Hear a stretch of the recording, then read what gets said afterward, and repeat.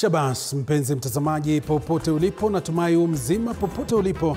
Karibu sana kwenye taarifa za upeo wa TV47, nikitumai umeshinda salama. Tumekuandalia taarifa chungu nzima, lakini kikubwa zaidi mtazamaji, mwendo wa saa 3 unavyoona kwenye kiwambo hapa, tutakuwa naye aliyekuwa waziri wa usalama Daktari Fred Matiang'i, na vilevile aliwahi kuwa hata waziri wa elimu. Mwendo wa saa 3 tutakuwa tunapata mahojiano ya kipekee kutoka papa hapa ndani ya TV47. Endelea kuwa nasi ambapo tutakuwa tunakufahamisha mengi zaidi humu nchini. Hivi sasa mtazamaji, tupate muktasari. Yajayo kwenye upeo wa TV47. Mwanariadha Faith Cherotich atua medali ya dhahabu katika mbio za mita 3000 kuruka viunzi na maji na kuandika historia katika riadha za dunia Japan. Wizara ya elimu imefichua kuwepo kwa wanafunzi hewa 50,000 baada ya ukaguzi wa hivi majuzi. Rais William Ruto asema kuwa rekodi yake ya maendeleo itampa ushindi katika uchaguzi wa mwaka 2027.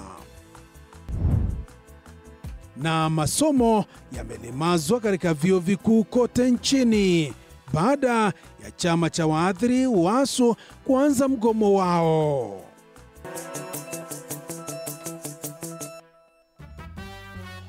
Na mtazamaji, karibu kwa takriban dakika 30 ni kufahamisha taarifa kwa kina. Wanakwetu wananiita Joashon Sare, mtafsiri kwenye lugha ya ishara ni Catherine Simaloi.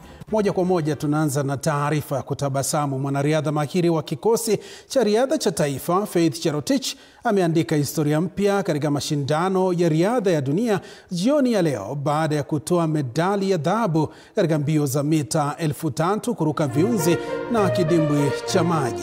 Cherotich alimaliza kwa muda wa dakika 8 na sekunde 51, akivunja rekodi ya dunia ya mashindano hayo katika kitengo hicho. Ushindi huu unazidi kudhihirisha ubabe wa Kenya katika mbio za viunzi na kuiweka Kenya kwenye ramani ya dunia kwa ubora wake.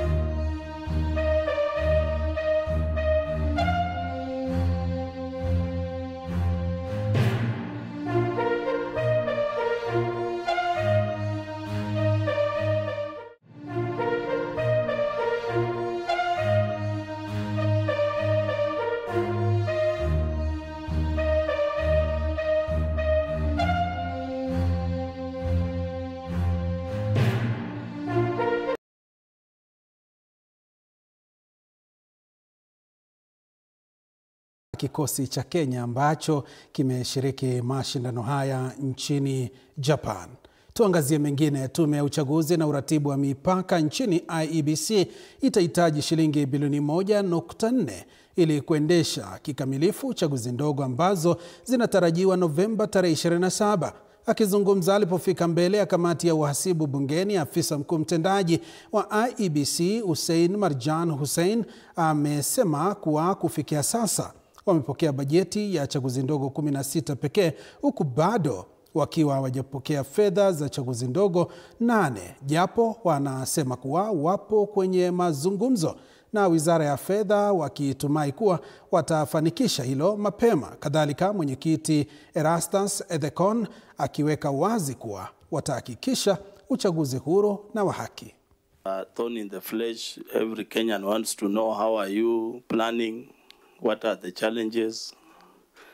Do you have the finances? You are now before the Public Accounts Committee.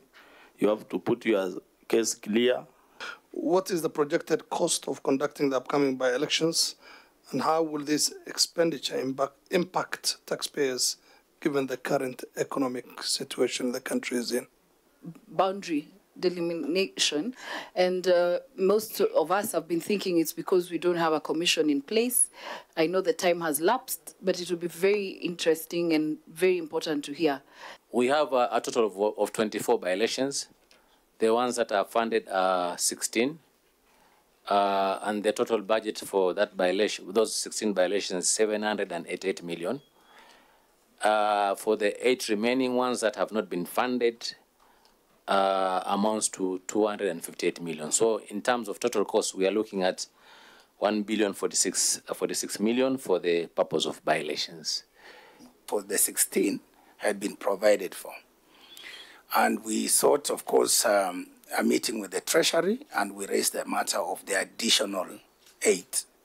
And they assured us that they'll be giving us funding for those ones as well. And so we are working with them. There's a bit of back and forth. I hope they will unlock that very quickly, because the timelines are sensitive, because election is a time-sensitive event. And so we hope that will be resolved and we can move forward and have a good by-elections. Tuangazie taarifa ya huzuni, na ni kwamba ni usiku wa majonzi katika kaunti ya Kericho ambapo watu 6 wamefariki huku wengine 4 wakijeruhiwa vibaya baada ya lori kupoteza mwelekeo na kuwagonga watu waliokuwa wakitembea kando ya barabara katika eneo la Kipsitet, barabara ya Kisumu kuelekea Kericho. Wakazi waliojawa na huzuni wanaitisha hatua za dharura kuboresha usalama barabarani. Mwanahabari wetu Mike Kagwongo anatuarifu. Barabara ya Kisumu kuelekea Kericho iligeuka kuwa eneo la maafa usiku wa Jumanne. Lori lililokuwa limebeba chuma cha kavu lilipoteza mwelekeo na kuwagonga watu waliokuwa wakisubiri matatu katika kituo cha biashara cha Kipsitet. Hii lori ilikuwa imebeba scrap. Sasa hii lori kama imekatika brake, ikapiga on, ikaua mama ingine kwa hapo stage, ikakuja kafyeka hao watu wa bodaboda na mwalimu mmoja. Hiyo lori ilianzia huko kupoteza brake mpaka hapa, ikaangusha watu karibu 10. Alafu sasa tulipika mayowe hapa kuanzia saa 4 mpaka saa 5. Polisi wakuji. Watu 4 walifariki papo hapo, huku wengine 2 wakifariki njiani wakipelekwa katika hospitali ya kaunti ya Kericho. Wengine 4 bado wamelazwa wakiuguza majeraha mabaya. Ni aibu sana hata MCA wetu hajafika hata hapa kukuja hata kusema poleni kunaendeleaje. Jambo la pili, soko ndio inaendelea, watu wa kaunti wako hapa wanakata taxes zao, ndiye tuko na shida kwa barabara. Asubuhi yake, wakazi wenye hasira walifurika barabarani na kuifunga njia hiyo, wakilaumu mamlaka husika kwa kutelekezwa. Walilalamikia ukosefu wa taa za barabarani, kutokuwa na vituo maalum vya magari ya abiria na visa vya mara kwa mara vya ajali katika eneo hilo. Sisi tutakaa na wale viongozi wanakaa na sisi. Ingekuwa hata rais tungekuwa tumefunga hii barabara. Ni vile sitaki, haitatusaidia. Mwishowe wameachilia lori imechukuliwa imeenda police station, mizigo imechukuliwa. So haitusaidii chochote. Polisi wanasema uchunguzi unaendelea kubaini iwapo ajali hiyo ilisababishwa na mwendo wa kasi, hitilafu ya lori hilo au uchovu wa dereva. Lori hilo limekamatwa huku dereva akisaidia maafisa wa upelelezi kwa uchunguzi. Drivers, be careful. Drivers, be careful. Miili ya waathiriwa hao 6 imehifadhiwa katika chumba cha maiti cha hospitali ya kaunti ya Kericho. Familia sasa zinakabiliwa na mzigo wa kuwatambua wapendwa wao, huku wakazi wa hapa wakitaka hatua za dharura kuhakikisha barabara ya Kisumu kuelekea Kericho inakuwa salama zaidi. Mike Kagwongo, TV47, Nairobi. Kwenye taarifa nyingine, Wizara ya Elimu imebaini kuna zaidi ya wanafunzi hewa 50,000 katika shule za upili kote nchini baada ya zoezi la uhakiki kufanyika na ambalo linaendelea. Katibu Mkuu wa Elimu ya Msingi Julius Bitok anasema uhakiki huo ambao bado unaendelea unatarajiwa kufichua zaidi, huku serikali ikilenga kurejesha uwazi na uwajibikaji katika ufadhili wa elimu. Andrin Kilemi na taarifa kamili. Akizungumza mbele ya kamati ya bunge kuhusu elimu, katibu wa elimu ya msingi Julius Bitok alisema zoezi la uhakiki linaendeshwa kupitia mfumo wa kitaifa wa NEMIS, ambapo takwimu kutoka shule zinatathminiwa na kulinganishwa na zile za maafisa wa elimu wa maeneo kabla ya mgao wa fedha shuleni kutolewa. Just use example of secondary. We have found that more than 50,000 students so far were not there before. So about 50,000 so far, and we're in the middle of the process, almost 50,000. So you can be sure we shall unearth many other things. Bitok alieleza kuwa uhakiki huo umesababisha kuchelewa kwa mgao wa fedha, lakini akawahakikishia wabunge kuwa pindi tu idadi ya wanafunzi itakapolingana, mgao wa fedha za shule zitatolewa mara moja. There is a team that is working day and night in Machakos who are ensuring that no money is sent to any school without confirming the numbers. Hadi sasa, zaidi ya 60% ya shule 32,000 nchini zimehakikiwa, sawa na taasisi 17,400. Shule hizo ni pamoja na shule 5,795 za msingi, 5,225 za sekondari ya awali, 5,732 za sekondari ya juu na 648 za elimu maalum. And how we are doing it, we are picking the data in NEMIS. We get the data from the schools digitally, and we get the data from sub-county directors of education. We compare the three. Once the three agree and reconcile, then we are able now to send capitation. That's why capitation is moving slightly slowly, because we want to get it right. We want to get the accurate number of students. We want to make confirmations before we send the money to our schools. Bitok aidha alifichua kwamba ingawa wanafunzi hewa tayari wamebainika, wizara bado haiwezi kudhibitisha iwapo kuna shule hewa, akisema kuwa zoezi la kusafisha data linaloendelea litatoa picha kamili kufikia mwishoni mwa wiki hii. Huku wanafunzi hewa wapatao 50,000 wakiwa tayari wamebainika na shule hewa zikiwa zingali zinachunguzwa, Wizara ya Elimu sasa ina mtihani mkubwa wa kurejesha uadilifu katika ufadhili wa elimu nchini. Andrin Kilemi, TV47 kutoka majengo ya bunge. Mtazamaji, tusalia katika masuala ya elimu, na ni kwamba shughuli za masomo katika vyuo vikuu vya umma nchini huenda zikatatizika iwapo matakwa ya wahadhiri pamoja na wafanyakazi wa vyuo vikuu hayatasikilizwa. Hivi leo vyuo vikuu vya umma nchini vimeanza mgomo wao rasmi, wakilalamikia kukosa kwa serikali kutimiza mkataba wao waliotia saini kuanzia mwaka 2019.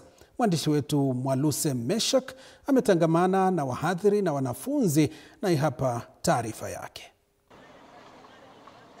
Hali si hali katika baadhi ya vyuo vikuu vya umma nchini. Madarasa yamesalia mahame bila wanafunzi, huku waliomo vioni wamekusanyika kwenye vikundi wakijisomea wenyewe. To bring the sanity and sanctity of the university worker, lazima tutaendelea na mgomo. We will upscale and upscale until the government listens and respects us as provided for in law. Wakizungumza na waandishi wa habari katika vyuo vikuu tofauti hapa nchini, wahadhiri hao wameshikilia kuwa hawapo tayari kurejea vioni wala madarasani hadi pale matakwa yao ya mkataba waliotia saini na serikali kuwalipa pesa zao tangu mwaka 2017 hadi mwaka huu kutekelezwa. The niche of yesterday is a CPA that was negotiated, for example, 8 years ago, the 2017-2021. Mojawapo ni kwamba serikali haijaweza kutimiza yale ambayo tulikubaliana, ambapo ni kutulipa mishahara yetu kama tulivyokubaliana katika. Wanafunzi katika vyuo vikuu vya umma, hususan wa mwaka wa kwanza na wa mwisho, wanahofia kuwa huenda kalenda yao ya masomo ikaathirika iwapo serikali haitaangazia malalamishi ya wahadhiri na kusitisha mgomo huu. I don't support it because it has actually affected our studies, because we are supposed to have our classes by now, but you can see the strikes are going on and we are not able to go to class. Wajuu, kasa hii nimetoka class, napata lecturer yuko, but mbaya sikuwa nimeangalia messages. So ikabidi tu nimetoka nimeenda library. Aidha, wanafunzi hao wana wingi wa matumaini ya kupata elimu ya juu chuoni, ingawa baadhi wamedai kuwa iwapo mgomo huu utadumu, basi huenda ikawalazimu kurejea nyumbani. Hivi ni week 3 na leo hivi tumesikia kuna mgomo, azinsia tuko tunatarajia hivyo. We are out because the employer has refused failed completely to fully implement the 2017-2021 CBC. Kwa sasa wahadhiri hawa wa vyuo vikuu na wafanyakazi pamoja na wanafunzi wanaomba serikali kutatua mzozo huu ili shughuli za masomo zirejelee kama kawaida. Without those particular demands, we want to assure the public we'll never go back to the lecture halls. I think it's their right actually to do the strike because they need to teach us and they can't teach us when they are not well taken care of. Masomo hayataendelea katu. Masomo hayapo.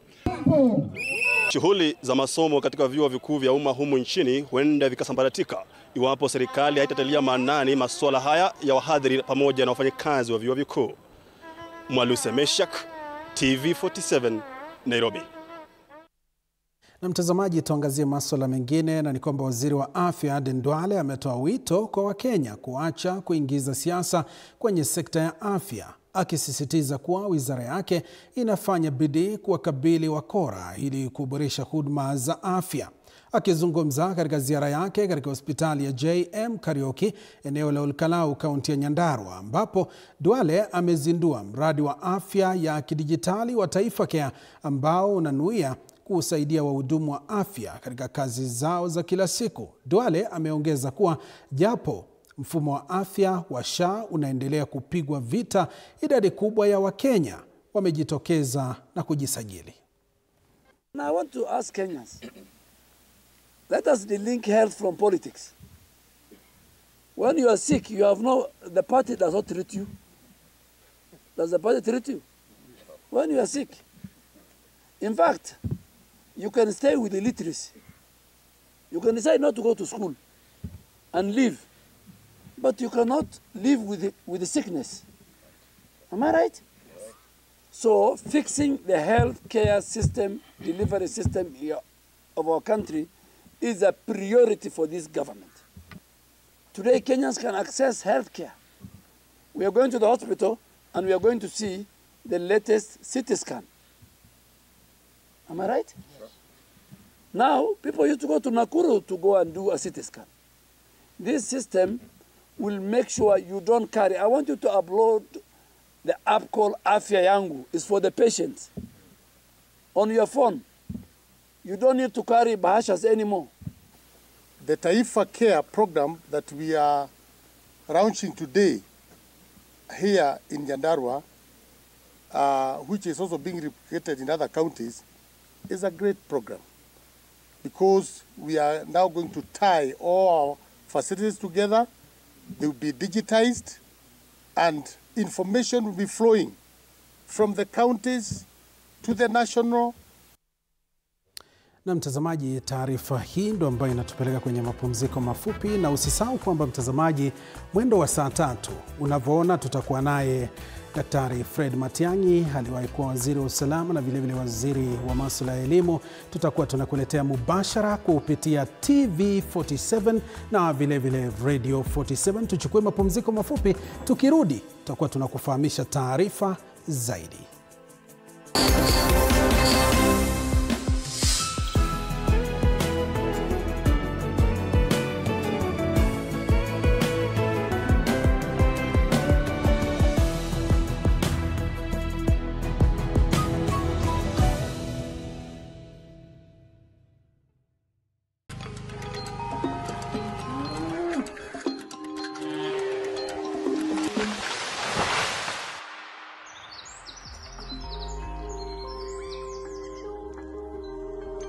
Our world is changing every day, and so should we, for the better. Each week, we tackle the big why, the question that should be on everyone's mind. Why isn't this fixed yet?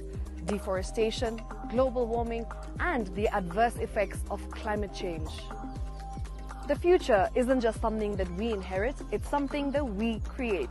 Join us on The Green Fix as we tell the stories of those who refuse to give up.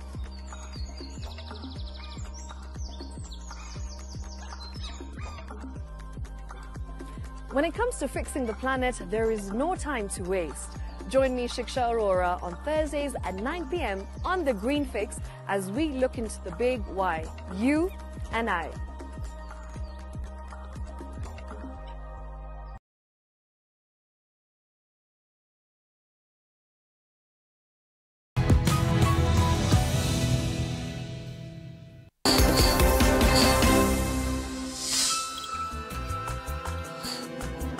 Na mtazamaji, karibu tuzidi kukupasha.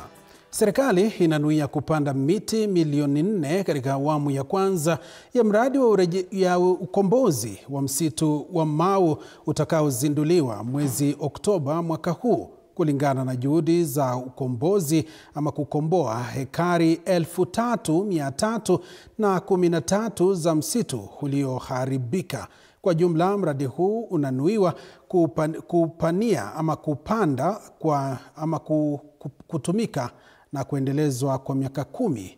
Unalenga kurejesha zaidi ya hekari 33,000 za misitu, ikiwa ni sehemu ya kampeni ya kupanda miti bilioni 15 iliyotajwa ama iliyotangazwa na Rais William Ruto. Hadi sasa miche zaidi ya 150,000 imepandwa katika sehemu ya Mau Mashariki katika wiki za karibuni kupitia kampeni ya kila wiki ya upanzi wa miti. Kwa mujibu wa katibu katika Wizara ya Mazingira na Mabadiliko ya Tabianchi, Daktari Festus Ng'eno, awamu hii ya kwanza inalenga kaunti ndogo za Njoro, Molo, Kuresoi Kaskazini na Kuresoi Kusini.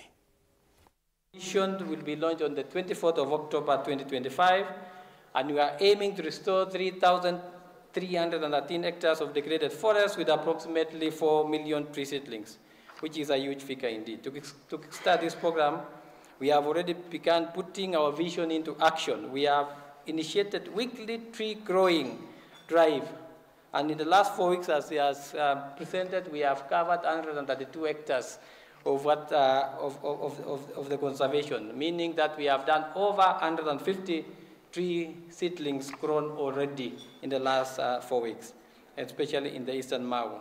We have already begun putting our vision into action as mentioned. The train has left the station and the program is gaining momentum very quickly. While we are actively rallying partners who have not yet joined us, we want to ensure that no one is left behind.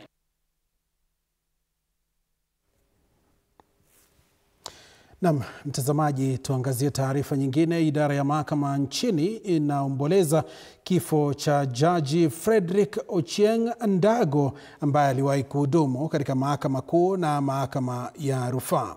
Kabla ya kifo chake, Jaji Ochieng alikuwa akihudumu katika mahakama ya rufaa Nakuru na anakumbukwa kwa kuwa kiongozi mwadilifu, mwenye kujitolea na mwenye msukumo na wa mageuzi katika sekta ya mahakama. Mipango ya mazishi na kumbukumbu itatangazwa na familia pamoja na idara ya mahakama.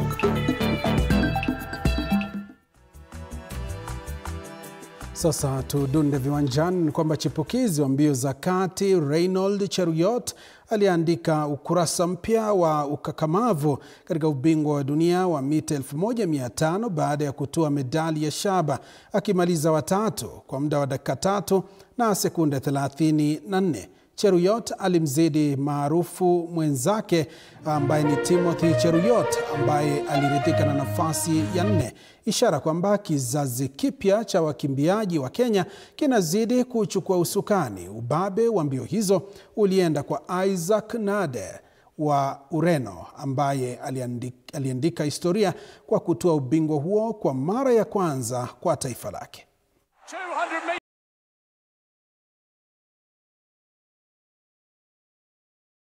tire.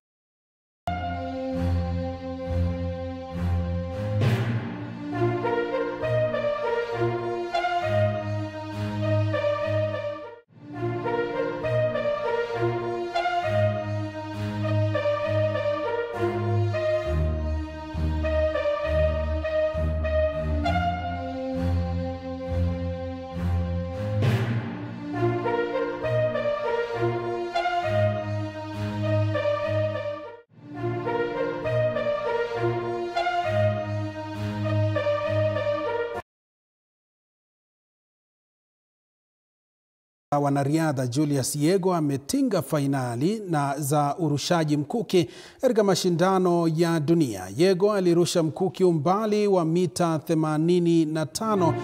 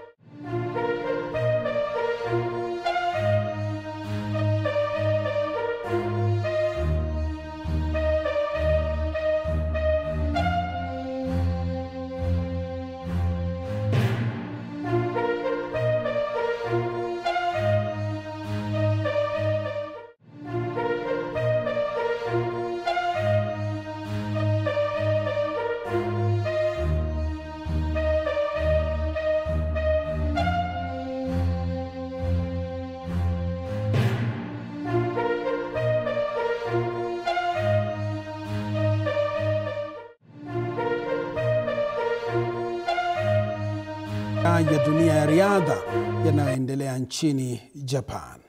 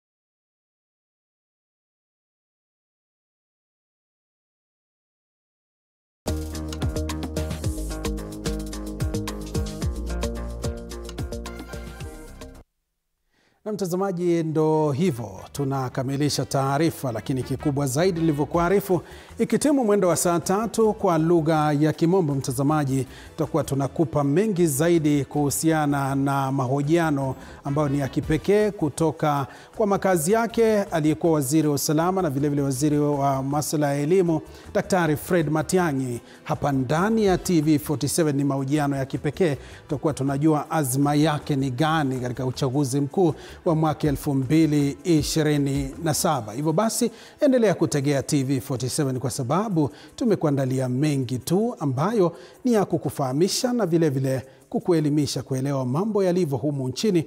Uzidi kumakinika. Shukrani za dhati kwako wewe na vile vile kikosi chote kwa kufanikisha taarifa hizi za upeo wa TV47. Wanakwetu wananiita Joashon Sare, mtafsiri kwenye lugha ya ishara amekuwa Catherine Simaloi. Usiku mwema na vile vile utazamaji mwema. Kwaheri kwa sasa.